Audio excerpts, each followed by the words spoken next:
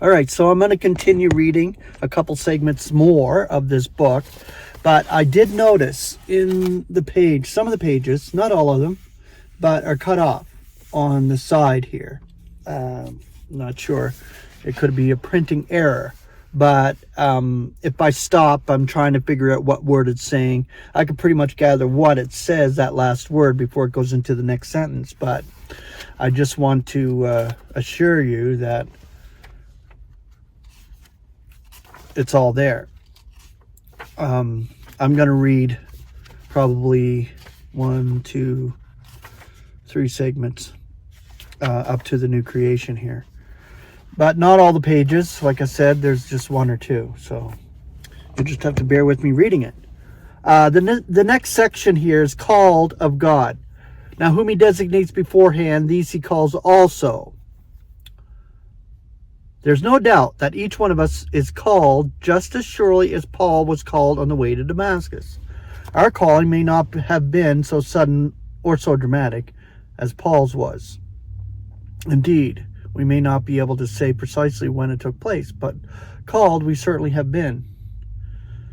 Let us remind ourselves of Paul's words in 1 Corinthians 1, 26 through 31. For you are observing your calling, brethren, that there are not many wise according to the flesh, not many powerful, not many noble, but the stupidity of the world God chooses, that he may be disgracing the wise. And the weakness of the world God chooses, and the ignoble and contemptible things of the world God chooses. And that which is not, that he should be disgracing that which is, or discarding, not disgracing, discarding, so that no flesh at all should be boasting in God's sight.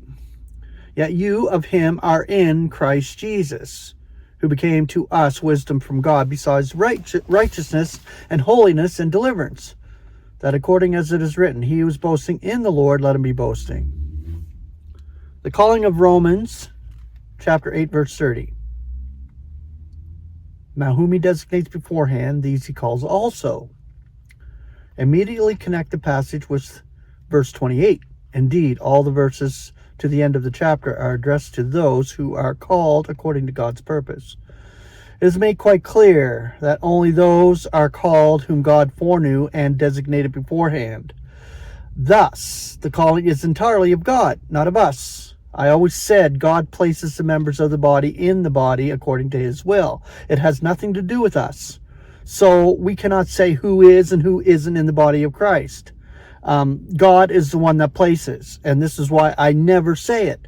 Because why do we need to even say this one or that one, whatever? This is God's choice. And it's a choice that he made before the disruption of the world for those who are placed. And it'll be seen at the days of Christ. Thus the calling is entirely of God, not of us. In this too, God is for us, for he has arranged for all our deficiencies to be made up in Christ. Let none of us then be dubious about our calling, because of our own unworthiness or ineptitude. God has not chosen us because of our abilities, but because of what he can make of us in Christ. So it's a complete and full display of God's grace, that he would even choose us and put us on display. Sufficient for us is his grace, for his power is perfected in our infirmities. 2 Corinthians 12:9.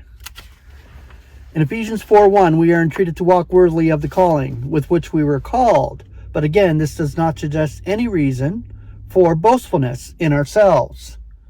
On the contrary, the criterion for walking worthily of our calling is that we should be displaying all humility and meekness with patience, and should be bearing with one another in love, endeavoring to keep the unity of the Spirit with the tie of peace. And the fruit of the Spirit, which we should be endeavoring to cultivate, finds no room for self-confidence in its makeup. Rather, its components are love, joy, peace, patience, kindness, goodness, faithfulness, meekness, and self-control. Galatians 5:22. Justification, and whom he calls, he also justifies. If ever we need a passage to show that God is for us, it is this. For in ourselves we are totally unworthy of justification. Yet God is not justifying the righteous. For if there were any, they would already be just, or they would already be just. But is justifying the irreverent, Romans 4:5. Not one is just, not even one, Romans 3:10. In 2 Corinthians 5:21, Paul describes Jesus as the one not knowing sin. We mortals are prone to frailties and misdeeds, but God does not justify these. Rather, he justifies us in spite of our inadequacies.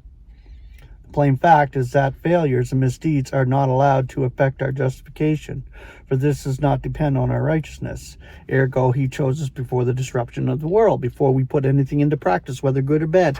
We know this. It's said in Scripture that Jacob and Esau, but when you look at it from the body of Christ perspective, when God chose us, we were not even born yet. So there you have it. For this does not depend upon our righteousness, because we have none, but upon God's. In the evangel, as proclaimed by Paul, a righteousness of God is manifest, a righteousness of God apart from the law, but through Jesus Christ's faith.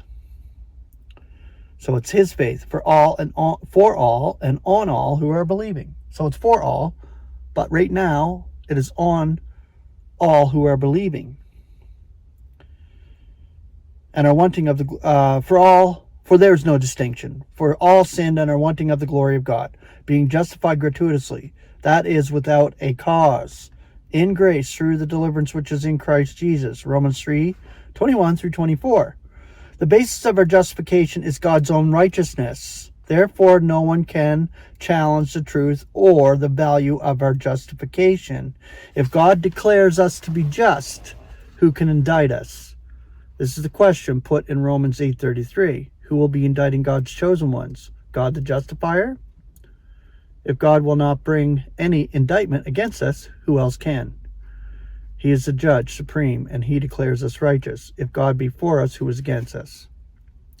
In Romans 5:12, we read, being then justified by faith, we may be having peace toward God through our Lord Jesus Christ, through whom we have the access also by faith into this grace in which we stand. And we may be glorying in expectation of the glory of God. For this we see that the access by faith into this grace in which we stand is a present experience, realized as a result of our justification. But the glory of God is still an expectation, though even now we may be glorying in the expectation of it. Moment-to-moment expectation. In the first verse of Romans 8, Paul writes, nothing consequently is now condemnation to those in Christ Jesus. Not according to flesh are they walking, but according to spirit. When Paul wrote this, he had already written his two letters to the Corinthians, written before Romans, though appearing in our Bibles or scriptures after Romans. And in one of these he had said, for the love of Christ is constraining us, judging this, that if one died for the sake of all, consequently all died. 2 Corinthians 5:14. What the apostle is saying is that the love of Christ is pressing this fact upon us. That if he died for us, then that means that we, in our soulish natures, died with him. There's no future for the soulish within us, but we can live to him in a spiritual sense, as the next verse shows. And he died for the sake of all, that those who are living should be by no means still be living to themselves, but to the one dying and being roused for their sakes. Following this, Paul comes to the very startling conclusion when he says, so that we, from now on, are acquainted with no one according to the flesh. Yet even if we have known Christ according to the flesh, nevertheless we know him so no longer. A new creation. But if we do not know anybody according to the flesh, how are we going to know them? Paul goes on to explain that a great change has taken place. This change is not apparent to the world, not apparent to ordinary humanity, but only to those in Christ. But to them, it should be indeed a reality. So that says Paul, if anyone is in Christ, there's a new creation. The primitive passed by. Lo, there has come new. Yet all is of God, who conciliates us to himself through Christ. Now we again remind you that Paul had written this before he wrote to his letter to the Romans. Therefore, when he wrote in Romans 8, nothing consequently is now condemnation to those in Christ Jesus, he had in mind the fact that if anyone is in Christ, there is a new creation.